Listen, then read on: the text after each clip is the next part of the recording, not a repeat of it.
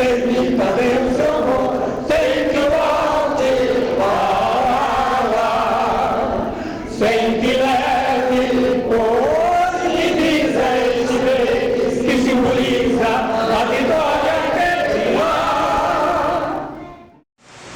Também queria agradecer aqui a empresa Autodefesa. E a Autodefesa é a firma do Nelson Santini, que faz monitoramento do nosso prédio. Tem o alarme e eles instalaram as câmeras, eles fazem monitoramento. E essa empresa dele, outra empresa dele foi vendida, mas em contato com ele vai manter o processo que nós já tivemos aí há mais de um ano, mantendo o monitoramento da nossa sede com as câmeras, tudo como tem ocorrido. Tá? A lojinha, queria agradecer a todos da lojinha, que sem a lojinha o museu não acontece. Né? Então as peças que a gente tem vendido na lojinha que tem nos ajudado bastante a implantação do museu. Então agradecer Yara, Giovana, Regis, Vânia, obrigado pela força de todos vocês aí. Né? Agradecer o Robson também no som, que é uma pessoa importante para nós aqui. Essa semana nós viemos, o som estava com problema, trocamos o cabo, enfim. Está acontecendo. O Robson é parceiro nosso. Quem precisar essa parte de internet, de fazer site, qualquer coisa com o Robson mexe e trabalha nessa área. 8 anos na escola preparatória, nessa área de informática. Tá?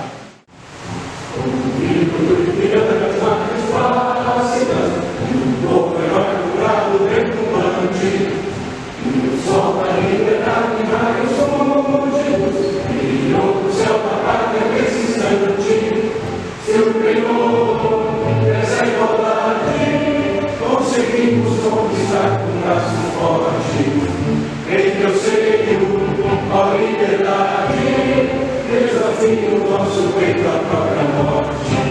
Ó pátria amada, ó pátria, salve, salve, Brasil do som intenso, raio brilho, de amor e de esperança a terra desce, sem teu foroso céu brilho, a imagem do cruzeiro resplandece, gigante pela própria natureza, reservas forte vale do colosso, e o teu futuro espelha essa grandeza, terra adorada, entre outras vilas do Brasil, a pátria amada, meus filhos desse sol restaurante, pátria amada, Brasil.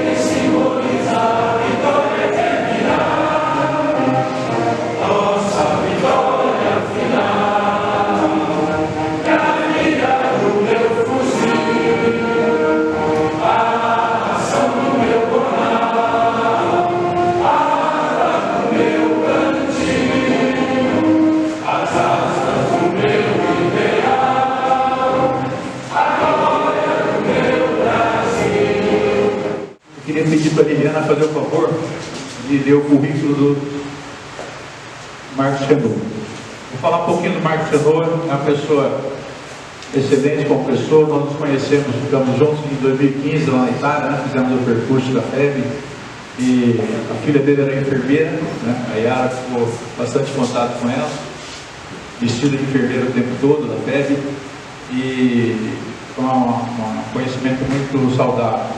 Marcelo é referência na parte histórica da FEB. Ele tem estudado bastante, conhecimento muito grande da FEB, não só no Brasil, como parte externa também, na Alemanha, tudo mais ele esteve pesquisando. E é uma honra muito grande tê-lo aqui conosco.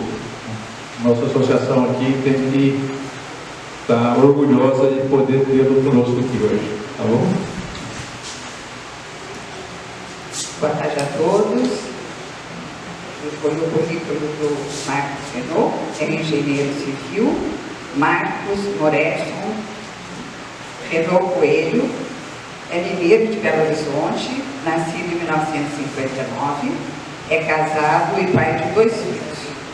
Desde os seus 14 anos, quando aluno do antigo curso ginasial, foi apresentado ao tema da Segunda Guerra Mundial, conflito que poucos anos antes do seu nascimento mudou completamente o curso da humanidade. Ele desenvolveu forte interesse pelo assunto, que até os dias de hoje vem ocupando o seu tempo e a sua mente.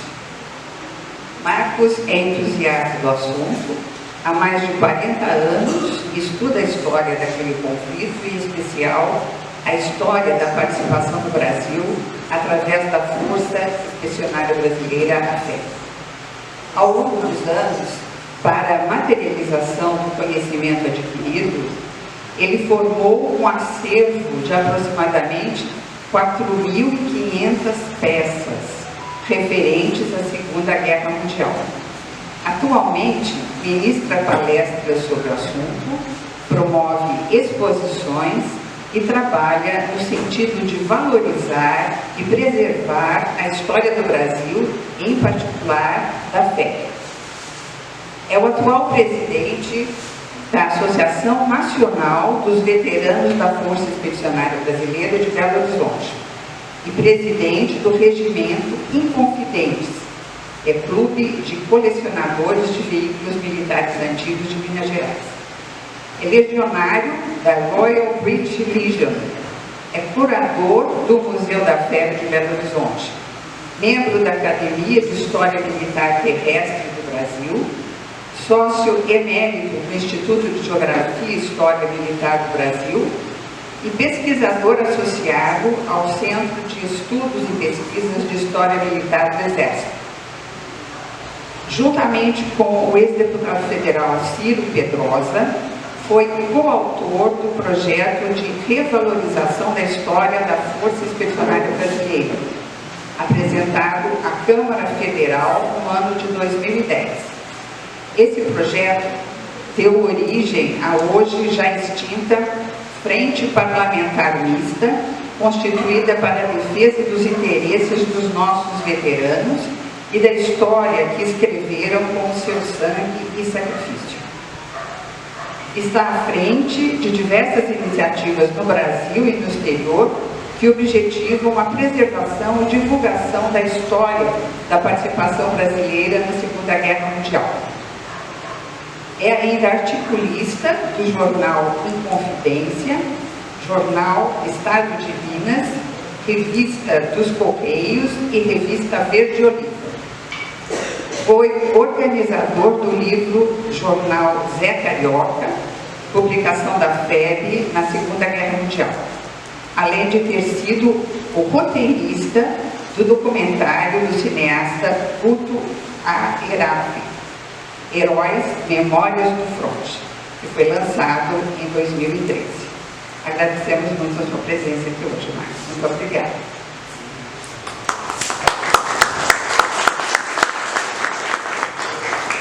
Queria aproveitar para cumprimentar as pessoas que estão vindo aqui pela primeira vez. Augusto, Bona também, pela primeira vez está vindo aqui. A gente tem que agradecer a presença de vocês, que seja uma constante.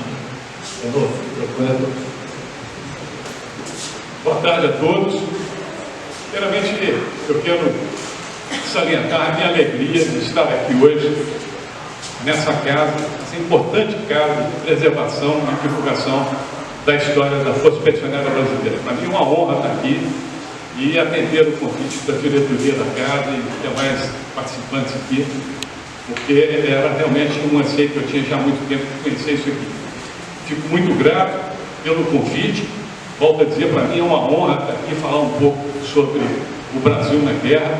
Eu estou trazendo um enfoque um pouquinho diferente. A maior parte das pessoas que falam sobre a FEB, falam sobre a FEB militar, falam sobre a participação do Brasil, sempre muito focada nos nossos expedicionários. Mas todo o povo brasileiro esteve envolvido para que nós chegássemos a obter a vitória final contra os nazistas, contra os fascistas, que eram os nossos inimigos. Eu não vou me preocupar em falar muito sobre Força Expedicionária Brasileira na Itália, vou falar mais sobre o que acontecia aqui no Brasil na época da guerra, sem dar muito ênfase para certas coisas. Muita gente sabe, por exemplo, a passagem dos americanos por aqui, quando o governo brasileiro cedeu a base lá em Parnamirim, lá de Natal, no Rio Grande do Norte. Os americanos passaram por aqui, realmente modificaram o modo de vida do Potiguar, até o dicionário deles ficou alterado pela passagem dos norte-americanos, porque alguns de vocês, muitos de vocês devem saber, mas eu vou repetir aqui. Por exemplo, o americano falava, vamos comprar uma beer in the night. O brasileiro já brasileirou aquilo, tomou um beer in the night. Beer in the night, um beer in the night, ele veio do beer in the night. Chulé, dizem que veio da seguinte oportunidade lá, os candangos lá, o pessoal nas obras, fazendo os buracos lá para fazer as fundações e tudo, descalços. E aí então falavam, eles estão sem sapato, em inglês, shoeless. Aí então tinha o negão lá com o sapatão lá, sem sapato, aí fala chulé, ficou também. Uma série de coisas que o forró, a festa era para todo mundo, forró, aí virou forró. Né? Então isso mudou o linguajar do nosso povo potiguar lá no norte, no nordeste, e por aí aconteceu coisas pelo Brasil afora que a gente vai tentar falar um pouquinho aqui. Vamos ver como é que eu faço isso aqui. Como é que eu passo para frente aqui? É esse aqui, né? Bom, vamos falar um pouquinho do Brasil nos anos 30. Nós tínhamos aqui uma população de 41 milhões de pessoas. As condições sanitárias nossas eram muito ruins. Para exemplificar, foram chamados 100 mil homens para compor a Força Expedicionária e só 25 mil puderam ser aproveitados. É muito grande a incidência de doenças tropicais e a alta taxa de mortalidade infantil também fazia com que o povo brasileiro tivesse uma condição bem ruim de saúde. Um alto índice de analfabetismo foi verificado em todo o povo, e na FEB também tinha muito analfabeto. Tem muita gente que fala, só tinha analfabeto na FEB. A FEB só foi gente fraca, só foi gente de quinta categoria. Não é assim não. Desses 100 mil homens, tiraram um extrato do que tinha de melhor. Ainda assim, foi gente analfabeta, foi. Mas gente disposta a lutar pela pátria, gente forte, com vigor físico, jovens. A infraestrutura, nós tínhamos uma pequena malha viária, quase toda a ligação entre norte, sul, nordeste, lá para cima, tudo era feito com a navegação de cabotagem. Nós não tínhamos estradas que interligassem essas regiões. O parque industrial nosso era incipiente, praticamente não existiu indústria de transformação, sendo que a primeira siderúrgica do Brasil veio com parte da negociação nossa com os Estados Unidos para a nossa entrada na guerra. Né? Aí tem gente que fala, além disso, os Estados Unidos afundou os nossos navios. Eu recebo, gente, professores lá no Museu da FEB de Belo Horizonte, que vem com esse papo luxo, falando que os americanos afundaram os nossos navios para nos forçar a entrar na guerra para poder. Gente, quem tiver um pingo de curiosidade e um pouquinho de dinheiro, bota um equipamento de mergulho e vai aqui no litoral brasileiro. São 11 submarinos italianos e alemães que jazem nas nossas águas aqui. Então isso é conversa para boi dormir. Isso foi inventado pelos quinta coluna na época da guerra, para poder desacreditar o governo Vargas, para entrar para o lado errado. Porque Vargas, até um determinado ponto, entendeu por um lado, entendeu por outro. Tem gente que gosta de falar que o governo brasileiro era pró-nazista. Mas não era pró-nazista, não. Nós éramos germanófilos. Por que germanófilos? Porque a Primeira Guerra Mundial tinha acabado e deixado a Alemanha de joelhos. Um oficial coronel era visto, tem fotografias disso que foi na internet para achar, sentado numa esquina, pendurado de medalha, pedindo esmola. A pessoa, para comprar um pão, tinha que levar, e não é figura de expressão que eu vou falar, levava quase um carrinho de dinheiro para comprar pão na padaria, né? Então, a Alemanha estava aniquilada, e ela, de uma hora para outra, ela se sorveu como uma grande potência mundial.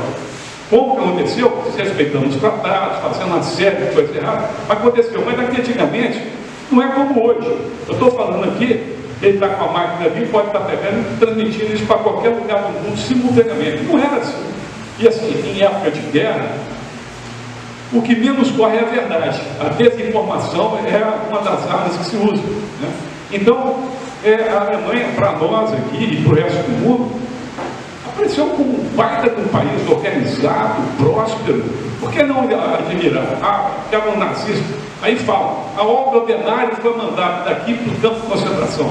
Ora, a Olga Benário veio para cá, junto com outros, com o Brest, veio para cá para fazer desorganização, para promover a desordem.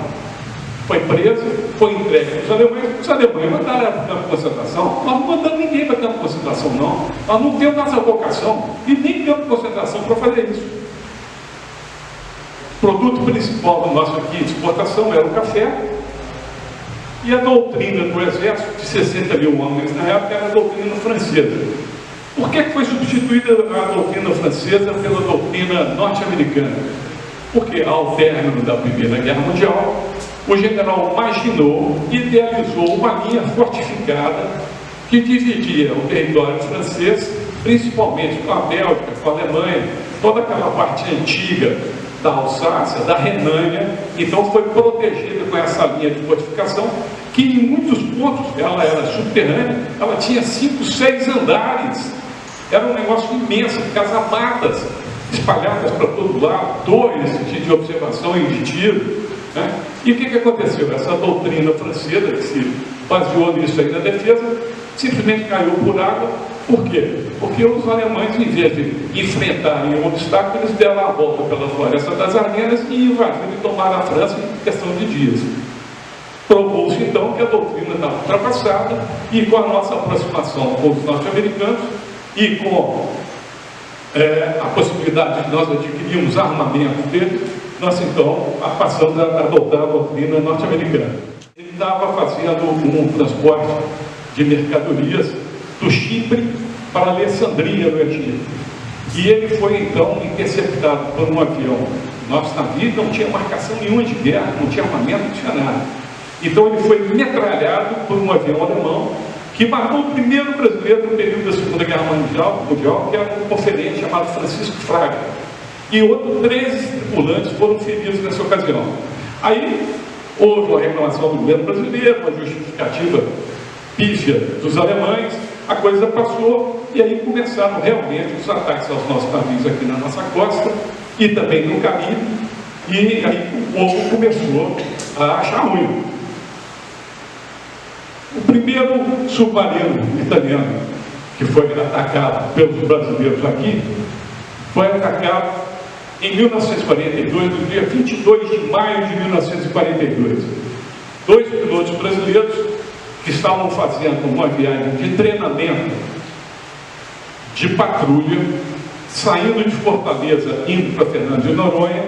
Eles avistaram o submarino Barbaril e chegaram a lançar contra ele. E o Barbaril, que tinha 5 dias antes, ele tinha tentado afundar um outro navio brasileiro, que graças a Deus não conseguiu.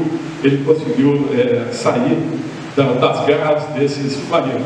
Então os nossos pilotos identificaram o submarino inimigo e jogaram 10 bombas de 100 libras contra ele. Ele chegou a revidar o ataque com tiros de metralhadora, mas ele conseguiu submergir e subiu. Quem estava pilotando era o Pamplona. O Pamplona, ele foi depois integrando como subcomandante do primeiro grupo de aviação de caça lá na Itália e serviu durante todo o período da guerra lá na Itália como subcomandante então do Nero Moro. O comandante do submarino Barbarigo era um paulista, Enzo Grossi. Então, submarino, e aqui está o Enzo Grossi. Esse camarada, ele recebeu, nesse caso aí, ele foi embora, conseguiu evadir, voltou para as bases alemãs, ele foi condecorado, inclusive, com a Cruz de Ferro, a Cruz de Cavaleiro da Cruz de Ferro, e aqui no Brasil, obviamente, ele nunca mais voltou, né? Aí foi a gota d'água para a opinião pública sair às ruas para valer e exigir que o Brasil tomasse uma medida contra os alemães declarando guerra. Foi o afundamento do Baependi e que só nesse navio foram 270 mortos e 36 pessoas sobreviveram. O Baependi foi um dos navios afundados pelo submarino U-507, comandado pelo comandante Harold Schatz, que depois foi afundado aqui nas costas do Piauí. Bom, chegavam assim as vítimas aqui nas nossas praias. Os corpos primeiro começaram a aparecer no litoral de Sergipe, uma cidade chamada Estância. Apareceram lá os corpos de 13 pessoas, acho que 12 eram mulheres, um homem e mais 3 ou 4 crianças. Chegavam assim, e isso foi causando uma tremenda indignação em todo o povo brasileiro. Aqui eu quis falar sobre o seu Dalvo. Ele foi náufrago de 2 ataques do U-507, o navio Itagiba e do Araná. O seu Dalvo, ele integrava o 7º grupo de artilharia de 12, sediado em Recife. E quando ele estava partindo para lá, mais ou menos na altura do litoral baiano, o navio que ele estava, que era o Itagiba, foi então afundado com torpedo pelo U-507. O navio demorou um pouco a afundar e dando tempo para eles emitirem um sinal de socorro. Muito bem, o U-507, que já era um lobo velho do mar, ele ficou na espreita esperando que alguém viesse fazer o salvamento dos náufragos. O seu Dalvo, ele relatava que ele viu o amigo dele sendo comido por tubarão. Tem uma senhora que está viva até hoje, a Valderez, ela mora lá em Amazonas. Ela é psicóloga, está com 80 e tantos anos hoje. Ela foi salva porque o pai dela, que estava também a bordo, ela foi colocada dentro de uma caixa de leite e ela ficou à deriva no mar, quando foram todos então resgatados pela outra barca, que era o Arará. Quando eles começaram a subir no navio, alguns já estavam dentro do navio para serem socorridos, o U-507, que estava na espreita, afundou também o Arará. Então, o seu Dalvo, ele foi náufrago de 2 navios. Muito bem.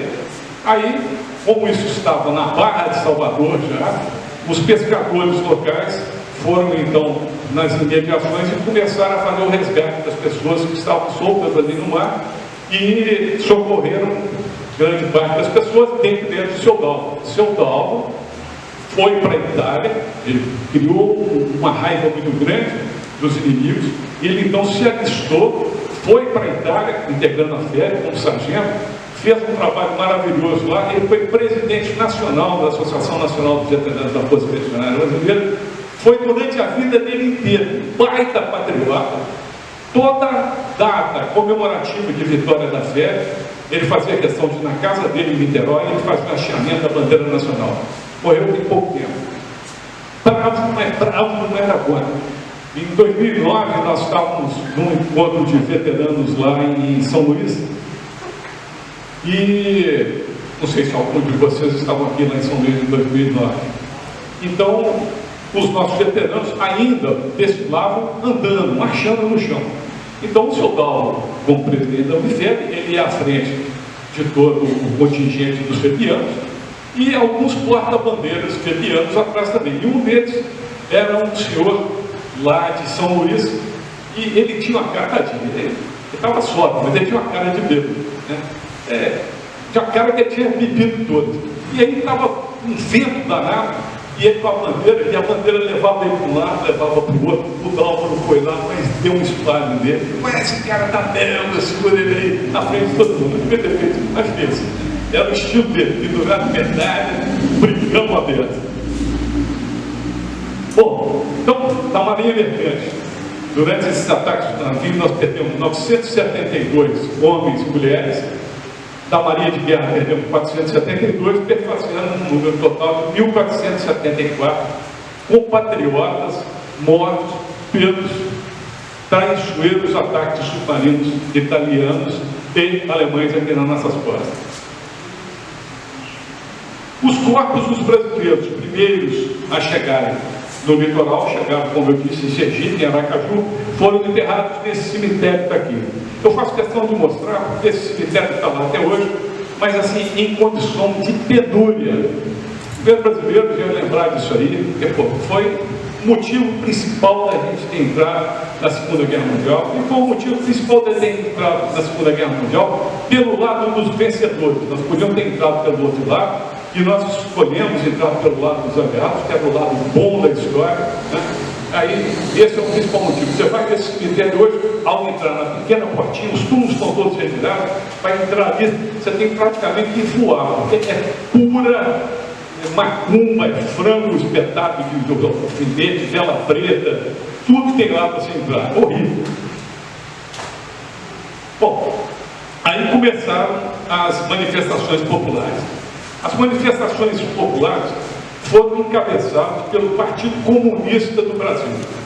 Bom, o Partido Comunista viu isso aí uma chance de se refazer, de se reerguer, porque pouco tempo antes, com a intentona comunista, eles foram dizimados. Filipe Miller, que era o chefe de polícia na época, prendeu muito comunista, e aí, por eles estarem à frente das primeiras manifestações, eles começaram então a se preocupar em não fazer essas manifestações a partir do Rio de Janeiro, porque o Filipe Miller estava lá e podia prendê-los. Então eles começaram as manifestações pela Bahia, por Salvador. Depois elas foram se alastrando pelo Brasil. Houve até fatos interessantes. A UNE queria fazer uma manifestação gigante no Rio de Janeiro. Então foram atrás do Filipe Miller e ele não permitiu. O Graça Aranha, grande chanceler Graça Aranha, Oswaldo Graça Aranha, ele foi então no Filipe Miller e os dois discutiram, bateram boca, ele saiu de lá bastante insatisfeito. Esse negócio deu até um mal-estar do governo Vargas, que acabou exonerando Filipe Miller, uma série de outras pessoas foram exoneradas. Muito bem, mas antes disso, o Filipe Miller começou a sofrer muita pressão para liberar as manifestações aqui no Brasil. E ele não queria de maneira nenhuma, então vou procurar um resguardo com o ministro da Justiça. Ele foi ao gabinete do ministro da Justiça, que na época estava viajando, e teve então como um assessor dele, o primeiro que respondia por ele lá. E também deu um bate-boca danado do vice-ministro, vamos dizer assim, com o Filipe Miller, acabou o Filipe Miller recebendo ordem de prisão. Aí, quando ele foi exonerado, ele foi depois convidado pelo Dutra e foi trabalhar no Ministério da Guerra. Mas o Filipe Miller perseguiu muito e atrapalhou, inclusive com medo do Partido Comunista, atrapalhou o povo se manifestar no Rio de Janeiro. Houve uma mega manifestação no Rio de Janeiro, onde, debaixo de chuva, de vento, a população foi para a rua e desfilaram carros alegóricos com Hitler dentro da cadeia, com Kennedy dentro da cadeia, com frases motivacionais. Então isso tudo aconteceu no Rio de Janeiro, depois aconteceu em São Paulo, aconteceu em Belo Horizonte, em diversas outras capitais do país. Então está lá o pessoal querendo guerra, né? Uma coisa que aconteceu que foi difícil de conter, e tínhamos um outro veterano lá em Belo Horizonte, era o Coronel Joel. Isso que a gente está vendo ali são depredações das lojas de italianos, japoneses e alemães. Ou pegava o sobrenome, o meu sobrenome, por exemplo, Moretti, que é alemão, provavelmente a minha casa ia ser danificada. Meu avô, mesmo com o sobrenome Moretti, naquela época, ele era chefe de polícia lá em Belo Horizonte, em Minas Gerais. E ele recebeu e deu guarida. Tinha tinha um frigorífico lá, chamado Perrella. E aquele Zezé Perrella, que foi presidente do Cruzeiro, pegou o sobrenome dessa família e adotou para ele. O meu avô deu guarida para eles em casa. Guardou a família lá algum tempo, porque sabia que eles não tinham nada a ver com isso, eles estavam aqui estavam no Brasil muito antes, no final do século XIX eles estavam aqui. Né? E o veterano lá de Belo Horizonte falava comigo: olha, Marcos, naquelas depredações que a gente via aqui no Brasil, eu não vi nenhum daqueles jovens que estavam quebrando a casa dos outros mesmo, não vi nenhum deles lá na Itália, ninguém foi. Era muito fácil quebrar a casa dos outros aqui e não combater o inimigo lá, no branco do olho lá, né? Aqui eram gozações que eles faziam lá, o negro brasileiro pegando o rifle pelo pescoço. Eu gosto muito de falar dessa questão do negro também, porque o negro brasileiro, hoje tem esse negócio de racismo, nós somos todos iguais, rigorosamente iguais. E nós lá no front, inclusive, nós temos uma aula de convivência entre raças. A FEB foi composta de negros, de brancos de origem europeia, de japoneses, de índios. Né? Então, nós éramos uma mistura homogênea. O norte-americano tinha dificuldade com isso. Existia do lado do nosso teatro de operações, lutou ao nosso lado uma divisão norte-americana, que era a Pulp Vision, era 92, era composta só de negros. E o negro só podia ascender até o posto de capitão. Acima de capitão, obrigatoriamente, teria de ser um branco. E acontecia coisas que não podiam ter acontecido nunca, mas aconteceram. Por exemplo, uma companhia de negros está no front, na latitude tal, longitude tal, e passava um rádio para a retaguarda e falava: eu estou precisando de fogo aqui nessa posição. Quem atendia do lado de lá no branco falava: esse cara não sabe de nada, não, esse é negro, manda na posição X. Matou um punhado de gente com pouco amigo. Isso aconteceu. O americano era tão burro quanto a isso, e até hoje ainda tem um pouco, que em Bastogne foi uma encruzilhada de estradas na Bélgica, muito importante para o avanço dos aliados para dentro da Alemanha. E então, no inverno de 1944, a cidade foi bastante batida pela artilharia inimiga, pela artilharia aliada, e o único hospital da cidade foi, então, bastante danificado. Quando ele foi atingido pelos bombardeios, morreu ali uma das duas únicas enfermeiras que o hospital tinha. Era uma branca e uma negra, congolesa belga. A branca morreu, só ficou a negra. Então os americanos, quando estavam lutando pelo domínio da cidade de Bastogne, um deles chegou lá bem estragadinho, estava bem correndo risco de vida. E a negra então foi dar os primeiros socorros para ele, e ele falou: não, você não bota a mão em mim não, que você é negra. Bom, chamaram então o médico-chefe, o médico falou: você não vai deixar eu pegar? Não, não vai não. O cara morreu ali por burrice. Nós brasileiros, nós temos aula disso para os norte-americanos. Né? Os americanos não entendiam como é que conseguimos sentar. Os nossos oficiais, ao mesmo braço, todo mundo na mesma mesa e comendo a mesma comida, um do lado do outro. Aí foi a declaração de guerra em si. Depois de 21 navios, foram mais do que 21, foram 30 e tantos navios que foram afundados, mas na altura do 21º navio afundado, que o Brasil resolveu então tomar uma atitude firme e forte contra a Alemanha. Primeiro, em 22 de agosto, declarou o estado de beligerância. Esse estado de beligerância já era uma declaração de guerra, mas como a declaração de guerra não foi formal, não estava explicando tudo o que tinha que acontecer, aí eles publicaram então, no dia 31, eles publicaram a declaração de guerra em si, com todos os itens que deveriam ser observados a partir de então. As medidas que seriam tomadas, quais seriam as obrigações da população civil, dos militares, tudo mais. Bom, a contribuição das nossas Forças Armadas. A Marinha encarregou-se da defesa dos portos, o patrulhamento oceânico, escoltas de comboios marítimos, isoladamente, ou integrando a 4ª Esquadra Norte-Americana, que estava sediada em Recife, era comandado pelo almirante Ingram.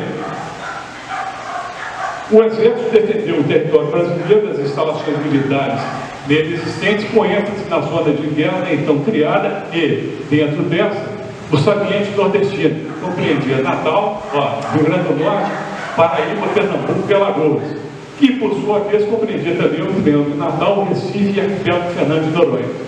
180 mil homens, comandados pelo general Tristão de Alencar Arari, comandante da defesa oceânica brasileira. Então, esse pessoal saiu espalhado por todo o litoral brasileiro, impedindo que submarinos inimigos fossem reabastecidos aqui, ou se tivesse qualquer menção, qualquer ameaça de um ataque à nossa soberania em terra aqui, eles estariam aqui para efetuar a defesa. A Força Aérea teve uma missão bem parecida com a da Marinha, executando ações de patrulhamento oceânico e proteção de comboios, isoladamente ou então integrando a 4ª Esquadra Norte-Americana também. Aí são cartazes que eu coloquei, que eram cartazes tanto Marinha, Exército e Aeronáutica, chamando as pessoas patrioticamente. Patrulhamento naval. Está lá a Marinha em uma missão de detalhe. Está o nosso comandante de mar e guerra aqui. Os dois dias atrás não aparece aqui sobre a participação da Marinha. Vou passar vergonha, vou falar rápido. Mas isso aqui estão jogando em profundidade, não é isso? Houve os navios norte-americanos que levaram a nossa tropa, habitualmente levariam 12 dias para fazer a viagem daqui até Nápoles. Mas como eles tiveram de fazer um zigue-zague para fugir de possíveis ataques submarinos, a viagem demorou 14 dias. Né? A Marinha executou 575 missões de comboio, 3.164 navios foram escoltados, 1.577 navios brasileiros e 1.041 dos Estados Unidos. 99,01 dos navios escoltados chegaram ao seu destino intactos. Resgate de 654 náufragos de diversas nacionalidades ao longo de todo o percurso do Oceano Atlântico por onde eles estiveram. A Marinha Brasileira levou os nossos homens até o Estreito de Gibraltar, escoltando até o Estreito de Gibraltar. A partir dali nós tivemos uma escolta dos aliados até o porto de Nápoles. Defesa do litoral brasileiro. Aqui a gente vê Fernando de Noronha recebendo armamento. O nosso pessoal espalhado ao longo do litoral, ainda com o uniforme, porque o uniforme, o equipamento norte-americano veio prioritariamente a atender a nossa demanda na Itália. Só depois nós fomos adotar esse material aqui. Então ainda está o material, capacete tipo Adriano francês, uniforme. Aqui também o pessoal nas costas, fazendo a vigilância por aviões.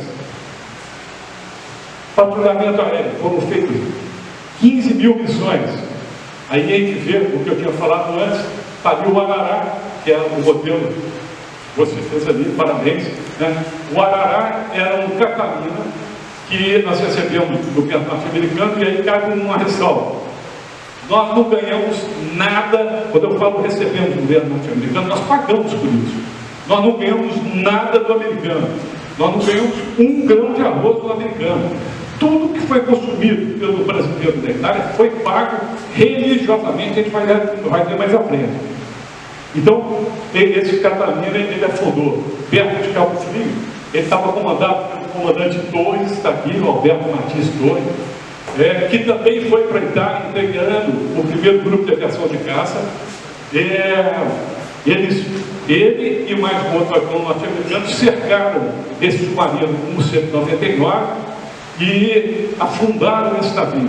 Se não me falha a memória, acho que 39 alemães morreram e o resto deles foi apreendido pela tripulação que estava em solo.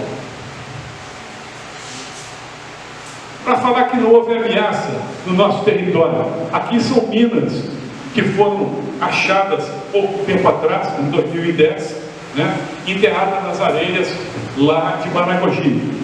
Então, além dessa, obviamente, só não tinham 2 minas lá, tinham muito mais.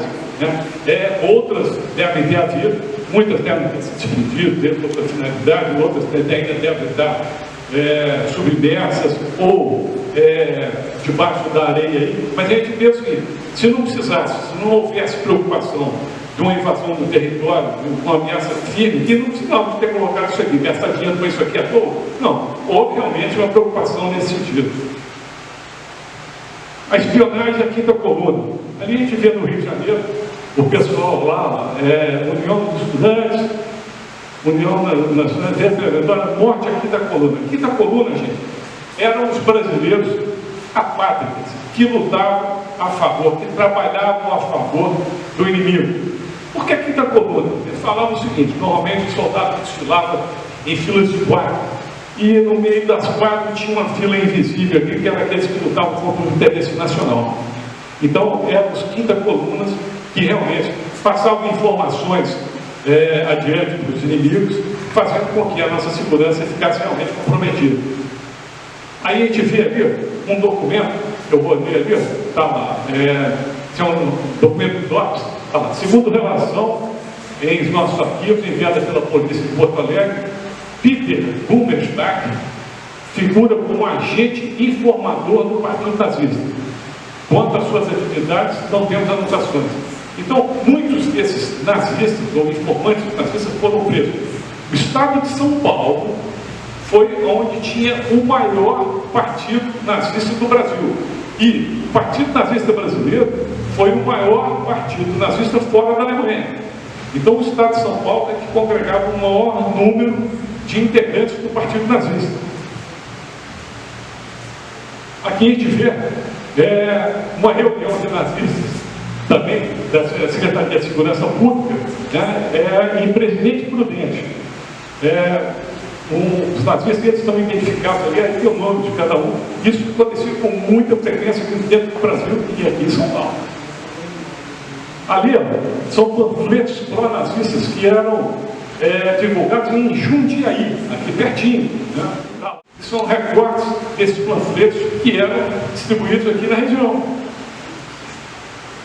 Aqui é um grupo de nazistas portando suástica do ano de 1930 e 40, com a bandeira lá no fundo, né? Isso, onde que era isso aqui? Também em São Paulo, não sei falar exatamente aonde. Mas olha lá, o pessoal via gente com suástica, uma abraçadeira com a suástica, tinha muito, o pessoal fardava, marchas. Aí nós temos aqui no Brasil também o Partido Integralista, né? O Partido Integralista, que era o Pinto Salgado, que era um arremedo tupiniquim dos nazistas. Era um negócio tão tapafúrio, que eles queriam fazer tudo, nacionalização de tudo, era tudo nacional. Chegaram até a tentar fazer, mas aí a criançada ficava com medo. O que ele queria fazer? Substituir a figura do Papai Noel pelo Preto Velho. Os meninos morriam de medo, né? Tentaram fazer isso aqui.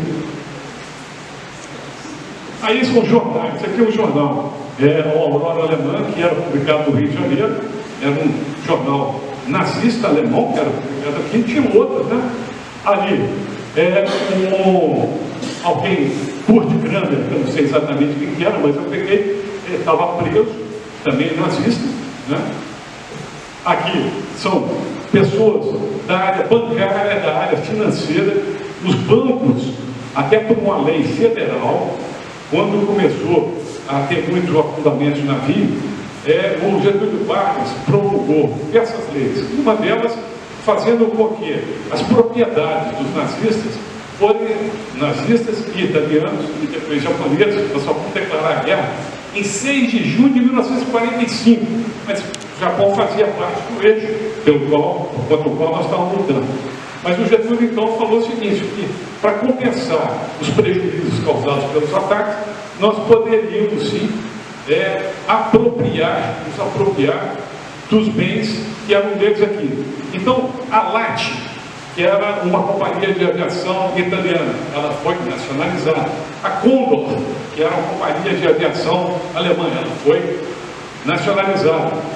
Hoje, o prédio que a gente ocupa, o Museu da Fé que ocupa em Belo Horizonte, foi no passado uma escola alemã que foi apropriada pelo governo naquela mesma época.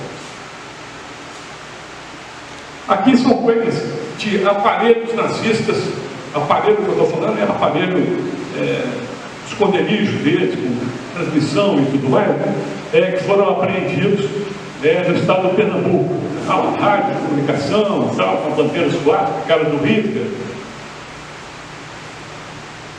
Aqui também, quinta coluna de Vitória das Antas, Henrique das Antas, foram lá aprender a arma secreta hitlerista infiltrada na nossa soberania. Essa é uma fotografia do Docs. Então tínhamos muito disso, corremos um sério risco com esse pessoal trabalhando contra o interesse nacional naquela época. Getúlio promulgou uma outra lei proibindo que se falasse alemão, italiano e japonês no território nacional, principalmente nos Estados do Sul, isso ainda aconteceu mais, mas era uma lei nacional, federal.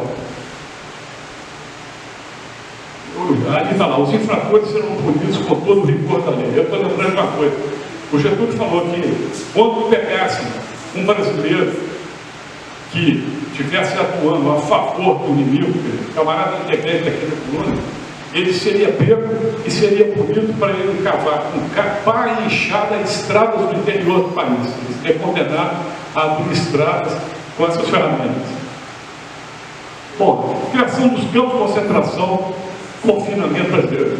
Eu disse que é concentração, porque, gente, existe uma diferença abissal entre campos de concentração alemão e até vários tipos de campos de concentração na Alemanha houve.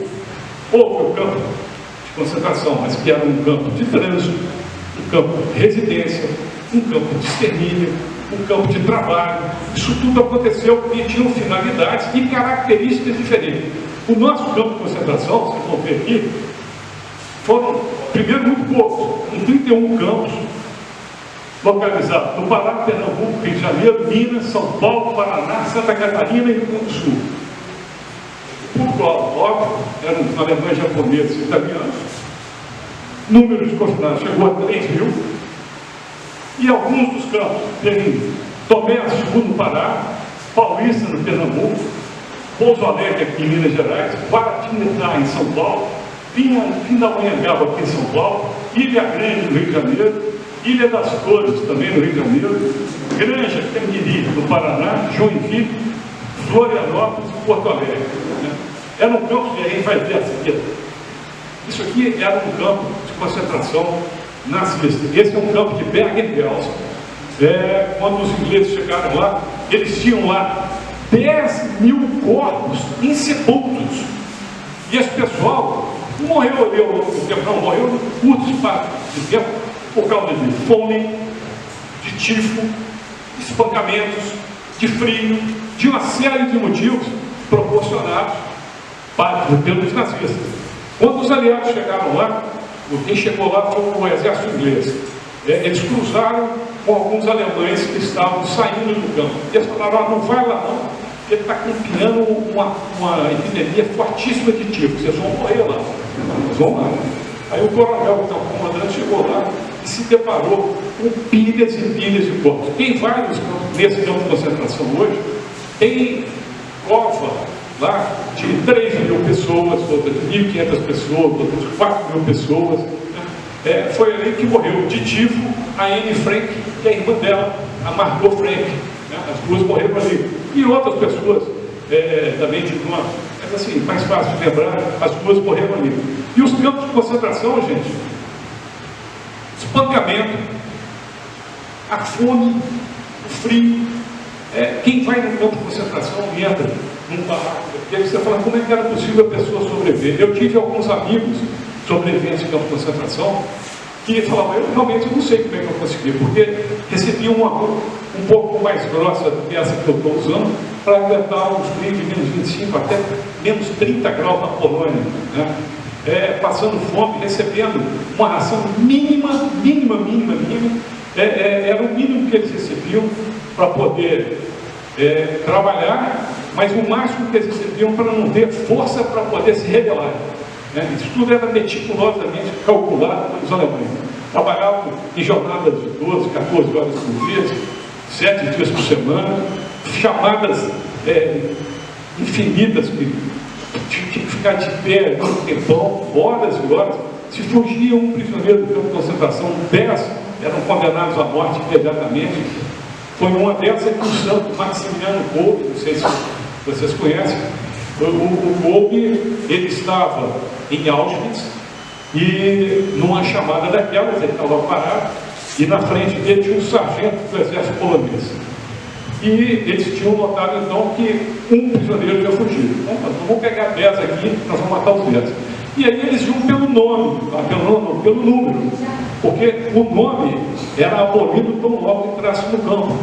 Por que isso? Porque eles tinham que desumanizar a pessoa, tinham que tirar dela qualquer vínculo com o passado. O pai, o filho, se degladiavam muitas vezes por causa de comida.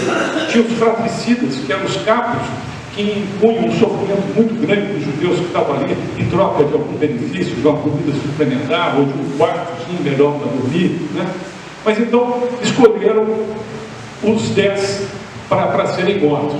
E um que foi escolhido, que estava na frente do padre Maximiliano Kolbe, era o sargento do exército polonês. Aí ele falou: puxa vida, meus filhos, minha família, como é que vai ser?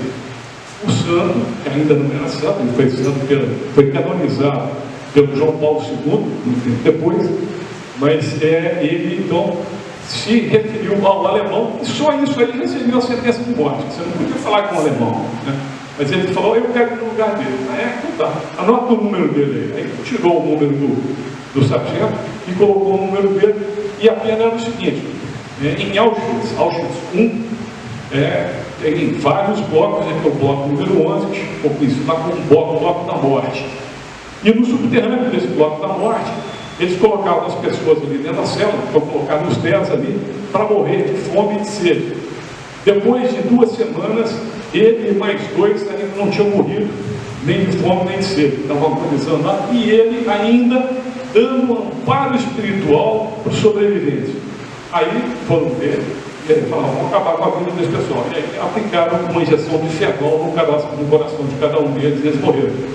Então, depois disso, com essa história, e com toda a jornada do padre no campo de concentração, fazendo o bem, fazendo caridade, ajudando as pessoas, ele foi a categoria de santo na Igreja Católica. Então, isso aqui, quando os ingleses chegaram lá, eles queriam falar isso, tudo isso só para comparar com o povo brasileiro. Então, ali fala, inclusive, nesse jornal, diferença de atitude, comparando um campo brasileiro com um campo dos alemães. Está lá. A seguirmos o exemplo da Alemanha, teríamos de fuzilar todos os súditos do eixo detidos por espionagem e atividades contra a soberania nacional. Nós não fizemos nada disso. O campo de concentração era isso aqui, ó. Tá bom, eu não queria estar lá, mas não tem como comparar isso aqui com o que viveram todos que foram condenados a ficar nos campos de concentração nazistas, né?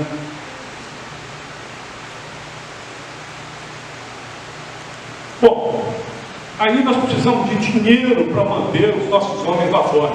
Precisamos de dinheiro para as atitudes a serem tomadas aqui no Brasil. Então foram criados bônus de guerra, obrigações de guerra, juros da dívida. Isso tudo foi feito. Está lá, bônus de guerra, algumas lojas que tinham bônus de guerra. Isso tudo para compor recursos para bancar a nossa guerra. Aqui embaixo a gente tem uma solenidade com a bandeira dos Estados Unidos e do Brasil ali, de arrecadação de dinheiro. Aí vieram as campanhas. Todo e qualquer metal que pudesse ser disponibilizado para a indústria bélica, assim era feito. Essa foto que a gente vê em cima é a Praça 7 de Belo Horizonte, é o coração nevrálgico da cidade. Tem esse obelisco ali, em torno deles fizeram as pirâmides da Vitória. Mas o meu pai, ele arrancava os números metálicos de identificação das casas e levava para lá também. Arrancava, roubava da casa, né? Para os esforços de guerra, estava valendo. E entregava lá. O Diário da Noite, que foi quem ajudou muito nessa campanha de coleta de metais, ali também um outro lugar de arrecadação de metais. Aqui eu falo, está aqui. É a carta do meu pai para o meu tio que estava na guerra. Ele colocou lá: hoje saí pela manhã em busca dos números metálicos, entre aspas. Arranjei 6, sem mais. Um abraço para o Edson. Edson era meu pai, ele escrevendo do meu tio, que estava no exército, estava na guerra. Campanha de arrecadação de cigarros.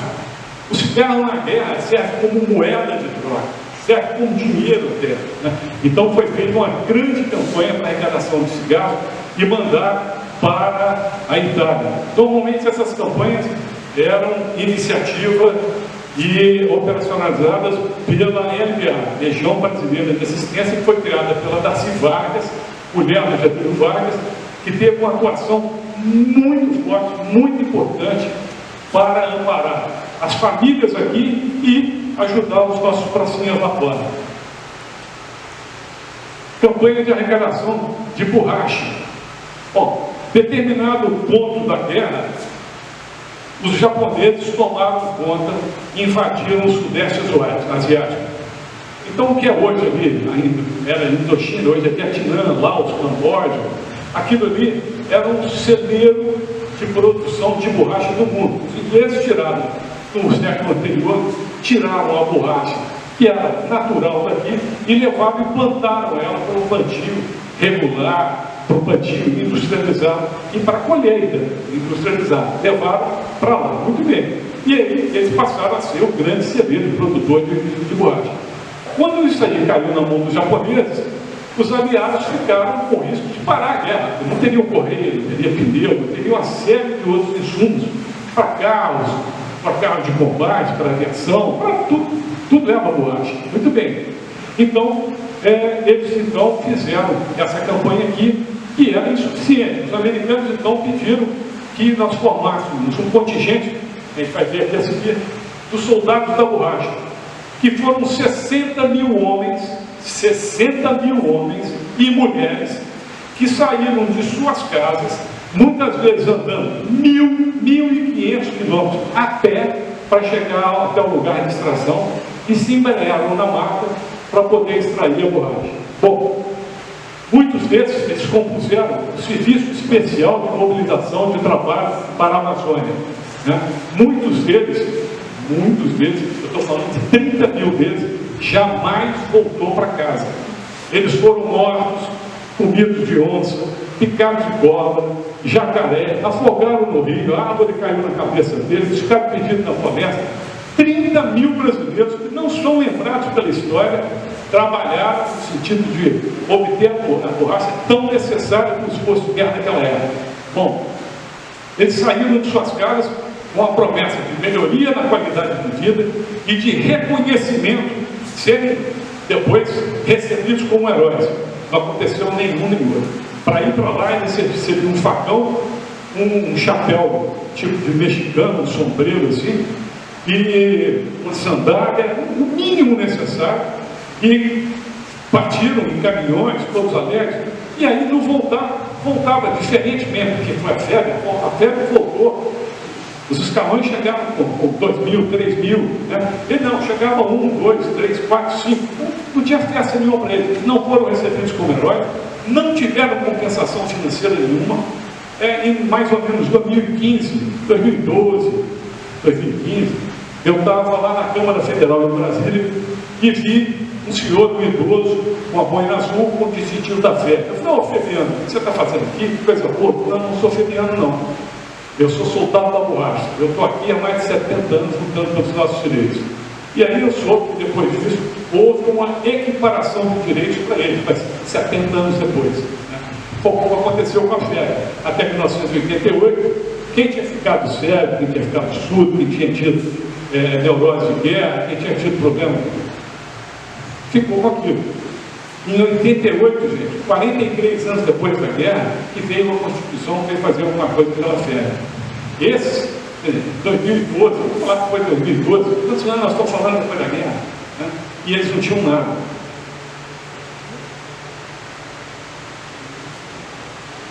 Também foram criadas as hortas residenciais, que era a campanha da Horta para a Vitória. Essa era uma forma de envolver os jovens dos postos de guerra, e como naquela altura do campeonato o Brasil estava sofrendo com racionamentos de alimentos, de combustíveis, de tudo, né? Seria uma forma de compensar o desabastecimento. Então, as famílias teriam como ter uma agricultura pequena de subsistência ali para manter o padrão alimentar da família. Nós estávamos falando, você falou ali agora, do abrigo antiaéreo lá em Santos, né? Aqui a gente vê, em 1942, o Getúlio também promulgou uma lei obrigando que toda nova construção fosse dotada de um abrigo antiaéreo. Então aqui eu quis mostrar, esse aqui é um prédio lá em São Paulo, no edifício Arocho, e ele fazia como publicidade de venda, colocava lá, dotado de abrigo antiaéreo, primeiro aprovado oficialmente, já construído nesse capital. Então, os prédios tinham que ser dotados de abrigos, e aqueles, principalmente do litoral, eles transformavam as suas garagens subterrâneas, fazendo reforço das estruturas, para servirem como um abrigo antiaéreo. Ali são dicas de racionamento, a gente vai ver um pouquinho mais adiante agora. Racionamento de combustível. Bom, como os navios estavam sendo afundados aqui nas nossas costas, passou a ter um problema muito sério, que ninguém queria vir aqui trazer mercadoria, correr o risco de ter o navio afundado. Isso fez com que o seguro do fretamento ficasse mais caro do que o produto que o navio estava transportando. Muito bem, e uma das coisas que nós importávamos era o petróleo. Nós já tínhamos descoberto, na década de 30, alguns poços de petróleo no interior da Bahia, mas eles eram totalmente insuficientes para conter e para atender a demanda do Brasil. Então, o nosso suprimento de petróleo importado caiu para 40% do que vinha sendo do normal. E a gasolina que nós utilizávamos aqui, ela passou a ser batizada com 75% de álcool, só que 5% era gasolina. O óleo diesel foi substituído por óleo vegetal. E, como alternativa, os carros passaram a usar isso aí que é o gasogênio. Era um equipamento que era colocado ou na frente ou atrás do carro, naquela foto de cima, o desenho verde devia estar atrás, que ele queimava carvão, fazia uma caldeira e fazia o motor do carro girar, né? Só os carros oficiais poderiam utilizar o combustível fóssil, o petróleo, por causa do racionamento. As casas do litoral, os prédios, eles tinham que obedecer um tamponamento das luzes do que davam para o mar, para um inimigo que fizesse qualquer observação, não tivesse noção de distância, não tivesse uma análise mais aprofundada do que estava acontecendo aqui, né? Os carros também, os faróis tinham que ter blackout, eles eram só com um filetes em branco, uma série de coisas, as janelas de noite não podiam ser abertas para não deixar a luz sair. Copacabana ficou 3 dias completamente no exercício de blackout, ficou completamente no escuro. Aqui, como forma de incentivar o pessoal a fazer o gasogênio, eles faziam até competição de corrida de gasogênio, né? Os carros todos estacionados ali atrás, os ônibus, alguns também usavam gasogênio.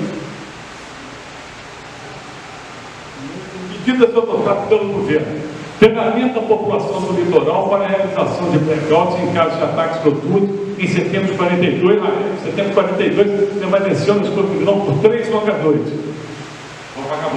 Diminuição da intensidade da luz nas cidades interioranas, consumo restrito de energia elétrica e gás natural. Se a pessoa excedesse a cota dela, ela tinha a cota cortada por bastante tempo. Porte obrigatório de salvo-conduto para estrangeiros do país.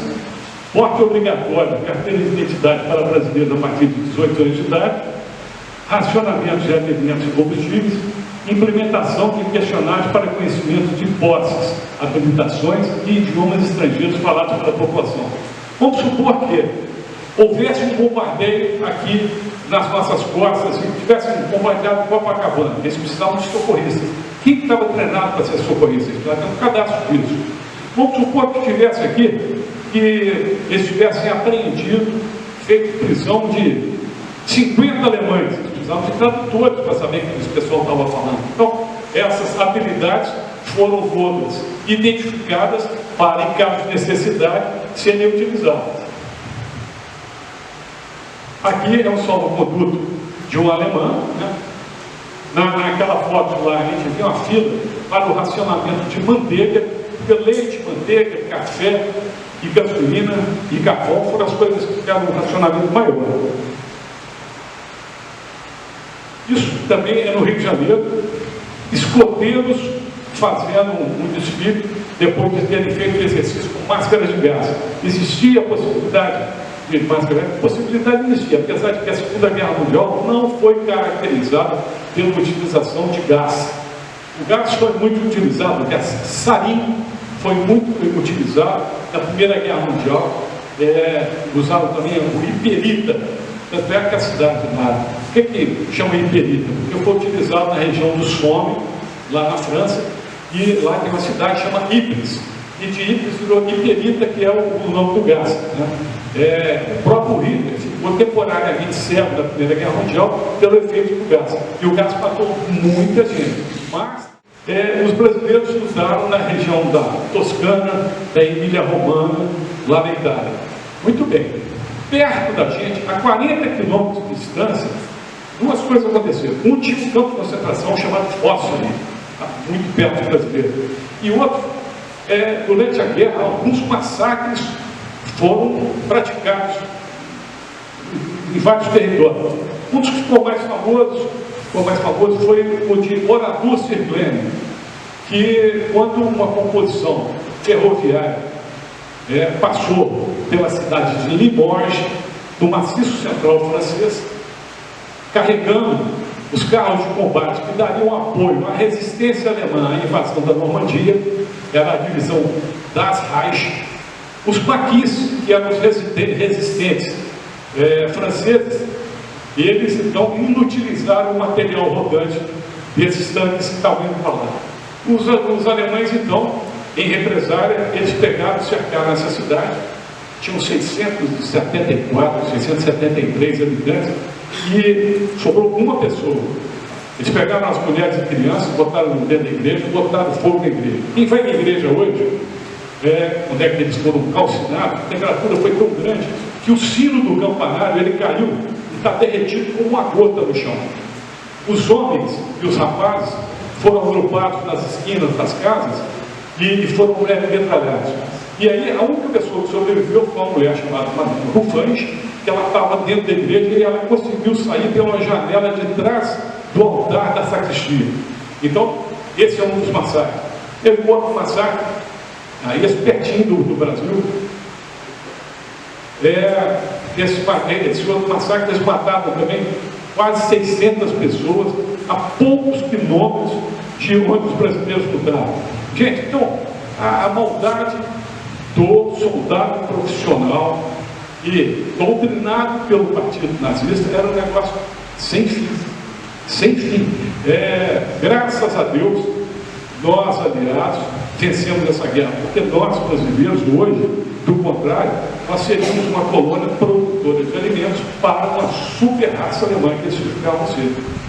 Nós, hoje, provavelmente teríamos que aprender aquele idioma novo, que eu não consigo falar, né? Nós, hoje, para casar com uma determinada pessoa, nós tínhamos que pedir autorização para ver se pode casar ou se não pode casar. O transporte público colapsou. Daí o termo, quando a gente fala, vou pegar o ônibus, fala a lotação, porque a lotação era isso aqui. Tudo estava lotado na época. Então, senão eu não vou pegar o ônibus, não vou pegar a lotação. Né? Então, isso vem dessa época, da superutilização do transporte público, dos bondes, dos ônibus, o que tinha à disposição.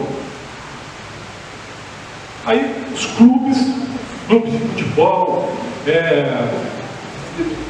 agremiações, de uma maneira geral, começaram a se mobilizar, e aí alguns eventos tinham como finalidade arrecadar fundos para o nosso esforço de guerra.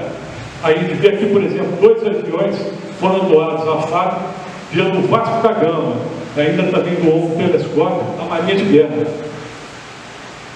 O Fluminense doou um PT-19 para a FAB, formou profissionais de enfermagem, Fluminense de todos os clubes de futebol do Brasil, eu não sou fluminense nada não, mas quem mais fez pelo esforço de guerra brasileiro foi o Fluminense. Aviões doados pelo Rotary Club do Rio de Janeiro. A comunidade judaica também doou. Outras entidades que eram anglo-brasileiras também doaram.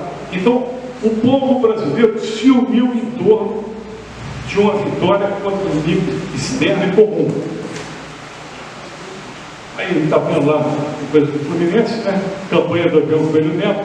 E ali está lá o Arará de novo, quando foi recebido, esse Arará, quando foi recebido pelo nosso pessoal para poder utilizar, era o PPI do Ciclo Catalina. Inclusive está com adesivo, esse aí. Eu vi lá, está com a numeral também? Numeral também. Aí, pronto. Olha lá aí, lá. Engajamento dos meios de comunicação. Hoje a gente vê imprensa de um lado, imprensa do outro lado, um meio de um lado, outro meio do outro lado. Naquela época não. Nós tínhamos um inimigo, era externo, era único, era comum. Né? Então, os teatros ali embaixo, a gente está vendo um teatro que eles publicavam não, eles faziam apresentações de jornais falados e televisivos, né? Falando como é que estava o andamento da guerra. O repórter ficou famoso, andou até os anos, se não me engano, até os anos 70, o repórter não sei dizer, eu lembro primeiro dele. A Rádio Farroupilha, a Rádio Nacional divulgando os discursos do Getúlio Vargas. Apoio espiritual. Nós também tivemos muitas mulheres aqui no Brasil se voluntariaram para prestar um apoio espiritual, afetivo, para o combatente que estava do outro lado do mundo, sozinho, no frio, com medo. Então, elas escreviam e recebiam correspondências desses pracinhas. Elas mandavam para ele cachecóis, meias, agasalhos feitos de lã, de tricô que elas faziam. Isso amainava a saudade da pátria, a saudade da família. Muitos deles não tinham para quem escrever, não sabiam para quem escrever. Elas então se voluntariavam para isso também, para escrever cartas por eles, né? E aqui a gente vê um bilhetinho que um deles escreveu para a madrinha. A minha madrinha Alice oferece a minha fotografia como recordação do seu final de guerra, Henrique Santos, 1944. Existem livros hoje que têm a coletânea dessas mensagens. Gente, coisas lindas, coisas emocionantes. Retratos do Brasil de uma guerra, de uma época que a gente não vê mais. Cooperação interaliada. Isso eu coloquei aqui pelo seguinte: nós, além do esforço de guerra aqui dentro, nós cooperamos também para que os aliados dessem bem lá fora. Então foi criada a Fraternidade do Fórum, a gente está vendo ali, essa Fraternidade do Fórum, e aqui eu tenho orgulho de falar, quem fazia parte aqui era o meu avô, que era um baita do patriota. O meu avô, além de contribuir para o esforço de guerra inglês, que é isso que a gente vai dizer aqui agora, ele era um admirador profundo do Churchill, Sir Winston Leonard Spencer Churchill. E o vovô mandava para ele mensalmente caixas de charutos baianos, não é cubano não, charuto baiano. Mandava para ele, e aí não era de se esperar que um Churchill, naquela altura da guerra, na posição que ele estava, segurando o boi pelo chifre ali, que ele ia fumar um charuto com Zé Manela aqui no Brasil. Mas não é que na determinada altura do campeonato, o Churchill começou a fumar o charuto do vovô, mandou para ele um busto de prata, um retrato autografado e uma carta, Down Street 10, eu tenho tudo comigo lá em casa. Né? E, além disso, ele cooperou com os de guerra. Então, o que era esse Fraternidade por Fora? A pessoa ia contribuindo nessa caderneta aqui, a gente está vendo lá em cima, já abriu o score ali de 510, era um número de aviões abatidos do eixo naquele mês. E quanto que ele contribuiu com o dinheiro? Ele contribuiu lá com 25.500 contos de réis. Na medida que ia aumentando o número de aviões abatidos, ele ia subindo numa hierarquia fictícia. E por que chamava Fraternidade do Fórum? Porque o fórum, lá que a gente aperta ele, sai o ar. E o que segura o avião voando? É o ar no sentido contrário. Então o fole é justamente para manter ele voando, dar sustentação para as alas. Então ele ia lá, essa tabelinha aqui em cima mostra as promoções. O camarada começava lá, com 1.000 aviões ele recebia o título de rajada, depois com 3.500 ia lá, né? E cada uma daquelas figurinhas ali correspondia a um pinozinho, uma medalhinha que ele recebia ao alcançar esse número de aviões abatidos. E o robô teve a felicidade e a honra de ter conseguido até 20.000 aviões abatidos, e ganhou a medalhinha lá da Ordem do Fole. A Fraternidade do Fole tinha aqui no Brasil 48.000 membros e chegamos a arrecadar 55.000 libras. Quem fez a Fraternidade do Fole é uma criação de um inglês chamado-se Tim Sloper. Ele veio da Argentina para cá, implantou isso no Uruguai, depois aqui, isso em diversos países do mundo, e aqui essa cadeia de lojas Sloper, os mais velhos aqui devem lembrar da Sloper, não sei se tinha aqui em São Paulo, então não tinha. Os mais antigos aqui, como eu lembro, né? E fui muitas vezes comprar coisa com minha mãe na Sloper, né? Então foi ele que trouxe isso para cá. Esse aqui é um avião comprado pela Fraternidade do Fole Nacional, e aqui é a entrega de um dos aviões lá na Inglaterra. Aqui não sei se dá para vocês verem, aqui tem o símbolo da Fraternidade do Fole, está lá, Bellows of Brazil, né? Então foi entrega de um dos aviões. Essas três pessoas que aparecem aqui, as duas senhoras são brasileiras, e esse que está na esquerda aqui era um piloto, Cosme Lockwood Gone. Nós vamos ver um pouquinho mais sobre ele à frente.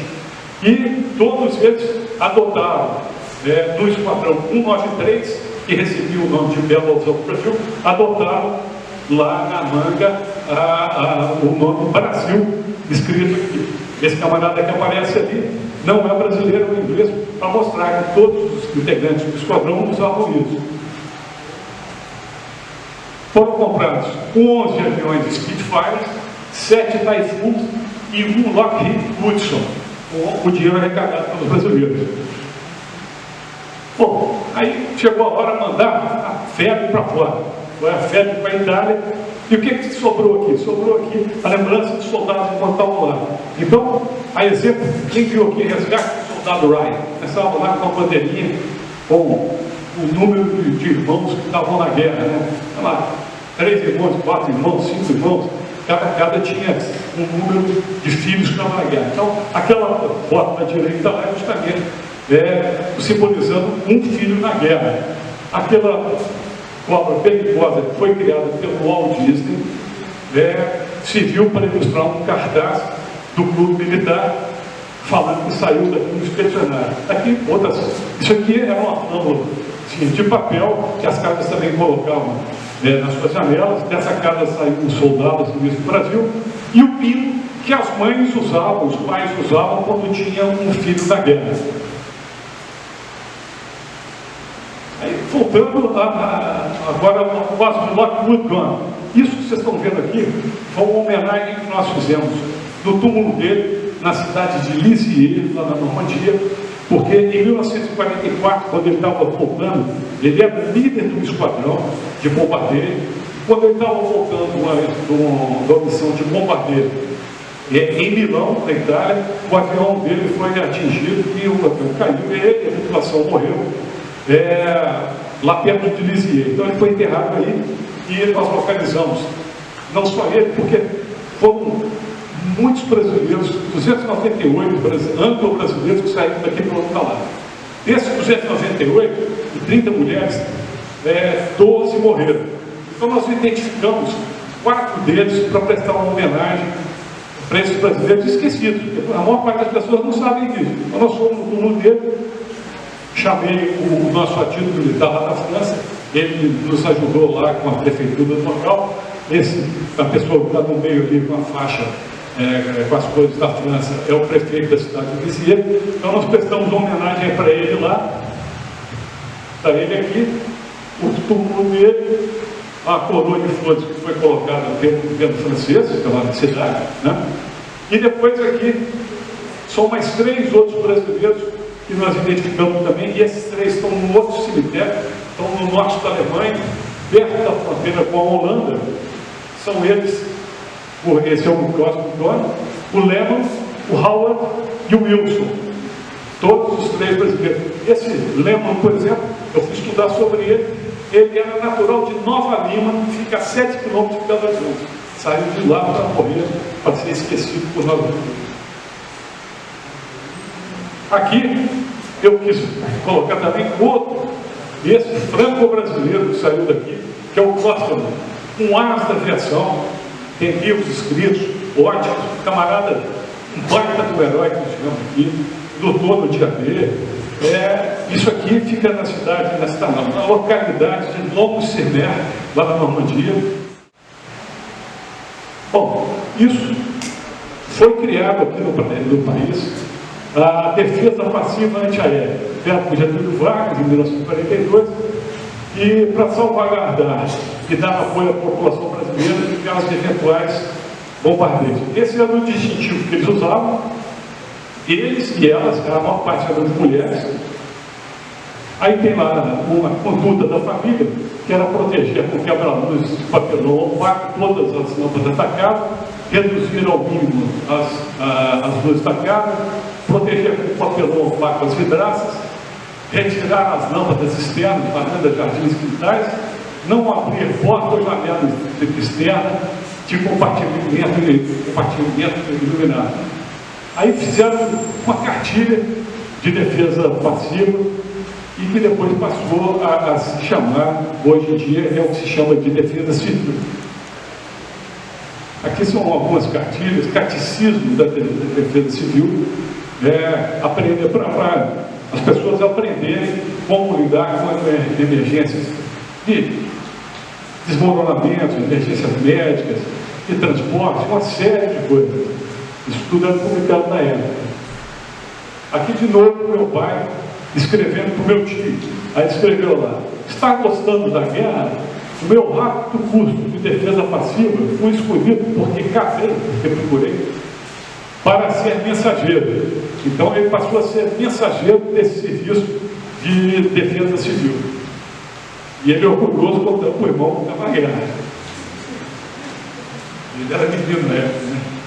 Aí a Organização Feminina Auxiliar de Guerra, a OFAG, que era também mais ou menos do mesmo estilo do que era a defesa civil passiva, né? As mulheres se organizavam fardadas, aqui um desfile lá em São Paulo. As guardiãs recebiam instruções em educação física, primeiro socorro, doação de sangue, resgate de feridos, transposição de obstáculos, subida em cima de cordas, combate a incêndio, sobrevivência em casos de ataques químicos e bombardeamento, e classificação das aeronaves através da silhueta e do ruído dos motores, e, quando necessário, combater os inimigos internos. Deveriam evitar todos os esforços para que fosse entregue aos nossos descendentes o Brasil livre que recebemos dos nossos antepassados. Olha que coisa bacana, né?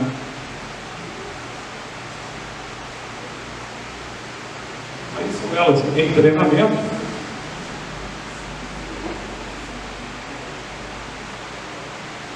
Uma outra entidade, que era Women's War Network, que é uma entidade inglesa, elas normalmente se dedicavam mais à produção e recuperação de fardamento, mas elas também conseguiram acumular recursos para comprar um avião e doar para o esforço de guerra brasileiro. Esse é o uniforme que elas usavam. E a LBA. A LBA estava por trás de quase todas essas campanhas que a gente viu aí atrás. Elas foram realmente de uma eficiência muito grande. Feito eu disse, a dona Darcy, ela foi muito feliz na atuação que ela conseguiu das mulheres voluntárias, trabalharam em várias áreas, deram apoio para as famílias dos personagens que estavam fora, e aqui no Brasil criaram condição deles estarem lá fora com segurança. São cartazes da época, né? E aqui caminhando no final é a bibliografia que eu usei. Bom, espero ter trazido alguma coisa nova para vocês. Fico grato de vocês terem tido a paciência, porque ninguém domina aí, né? Terem tido a paciência de ouvir. E fico à disposição para esclarecer alguma dúvida. E quando quiserem me chamar de novo, podem contar comigo, porque eu venho com muito prazer e muita honra. Muito obrigado, gente. Em primeiro lugar, muito obrigado, uma satisfação muito grande tê-lo aqui conosco e passar um tiquinho dos seus conhecimentos para a gente. Obrigado mesmo. Guilherme, eu queria pedir para o Guilherme vir aqui junto com o Cid. O Guilherme vai entregar para o nosso museu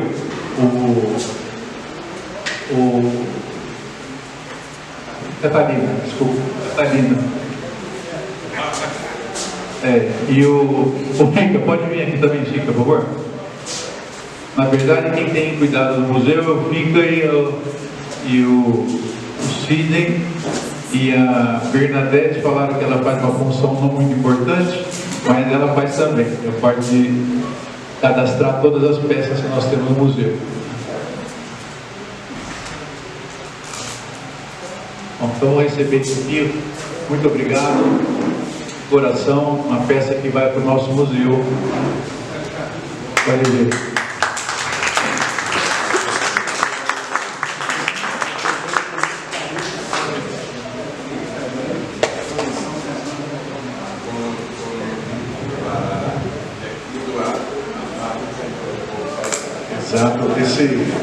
Exatamente.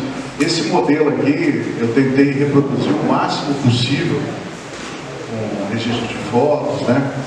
E tem uma coisa interessante aqui que eu falei até com o César.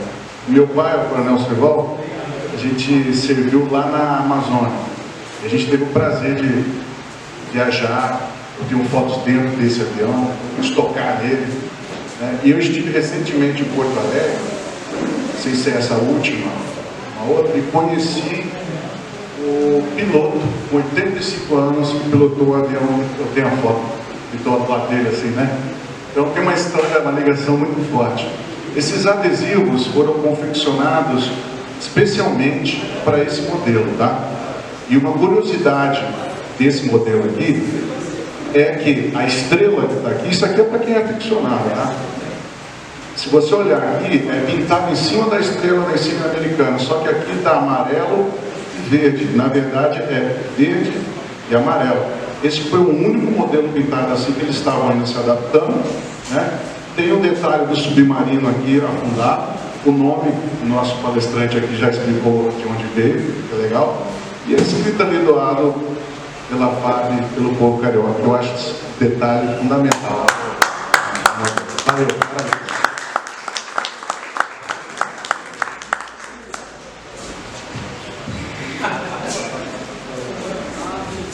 E o Guilherme está levando também o navio Paulo, que vai fazer o mesmo trabalho que nós temos aqui, a matéria.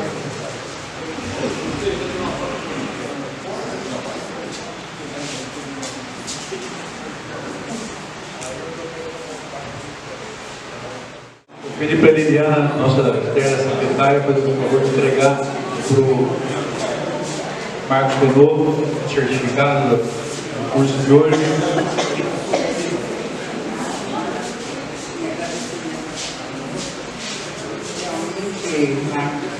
A gente agradece muito. Eu não conhecia vocês, conhecia você por vídeo, via outra reunião que a gente tinha feito, mas essas coisas, seu conhecimento enciclopédico sobre esse assunto, realmente assim, eu tive coisas que eu nunca tinha ouvido falar, e hoje fiquei super curiosa, e realmente a gente agradece muito bem.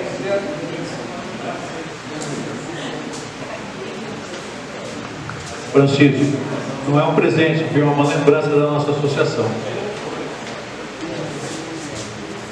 Eu também queria agradecer muito ao Marcos.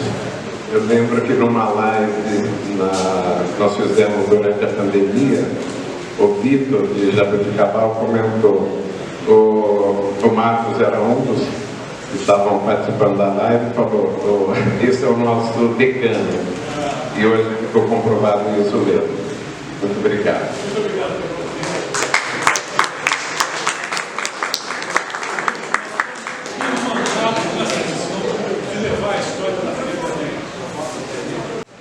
Bom, pessoal, agora eu quero convidar a todos vocês para conhecerem o museu, quem não conhece, quem já o conhece. Nós fizemos muitas modificações nessas últimas 2 semanas, né?